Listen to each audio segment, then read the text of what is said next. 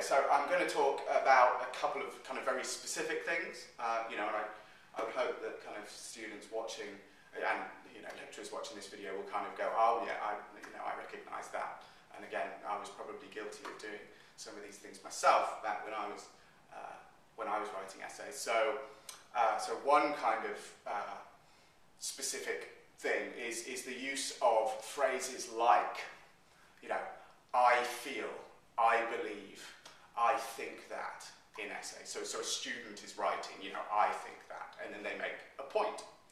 And what you find is that's often an example of a lack of confidence on the student's part, because they kind of think, well, I'm not really sure if I can make this point, so I'm going to make it clear to the person marking this that I think this, Whereas in actual fact, if they've done the research, and if they've used references and sources and read about this topic, then they can just make the point. And if they need to back it up with the references, they'll do that. And they don't need to kind of say things like, I feel, I think, I believe. The other problem with doing that is that you're using the first person, which, as I explained in the book, is using words like I, we, me, which, again, you'll get more information in the book about, but that is something you want to avoid in academic writing.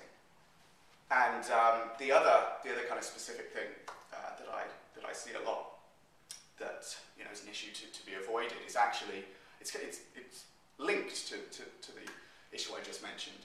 But again, students often, especially students sort of just getting used to the idea of academic writing, use what we call the second person in their work, and that's words like you. Now, in speech, people often use you to mean people in general. If someone were to ask you directions, or on a website, if you're directing someone to a place, say you need to go left on this particular road, and what you mean is people need to go left on this particular road. But it is very much from speech, and what you'll often find in essays is people writing things like, just to come up with an example, you must practice a strict code of ethics to be a social worker. And it's inappropriate to do that. And again, I kind of go into more detail in the book as to why that is. And there's this idea of objectivity and subjectivity that I won't go into now, but it's explained in the book.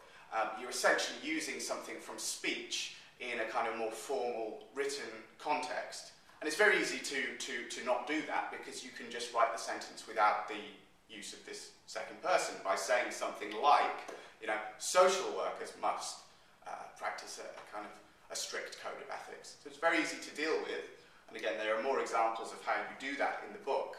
But I often see this word you coming up, which is not appropriate in academic writing, but it's very easy to do something about.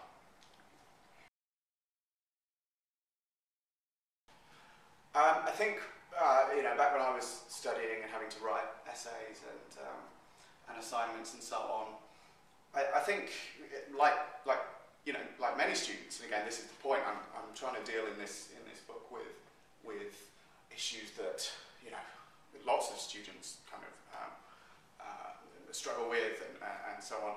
But this idea of, the whole idea that academic writing, this comes up a lot in the book, is supposed to be kind of deliberately complex and overly formal and difficult to read is wrong.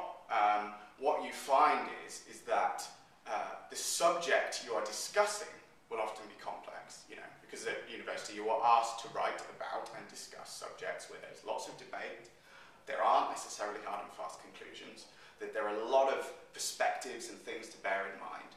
So that will make your writing complex. But the writing itself, yes, it has to follow certain rules in terms of formality, like you don't use slang and so on. But you don't deliberately write in an over-formal way. And that's an idea that lots of people struggle with, that I think at first, it took me a while to kind of change my attitude there and to grasp that you want to write in a simple, clear way, following certain conventions or rules around academic writing that are often more formal than speech and so on.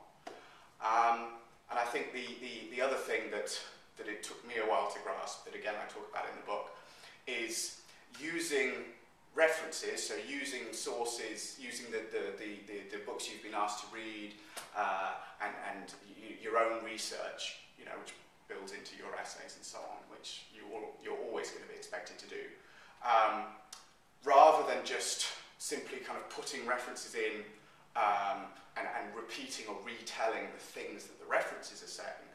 What you really need to do to be at that higher level, to really meet the expectations of the people marking your work, is to actually use these references and use your sources to reinforce points that you're making and lead the reader to your conclusions, as well as introducing kind of alternative arguments or ideas that you then deal with, using your own techniques, but backing it up with these references. And again, I think like many other students, that's something that it took me a while to get to grips with.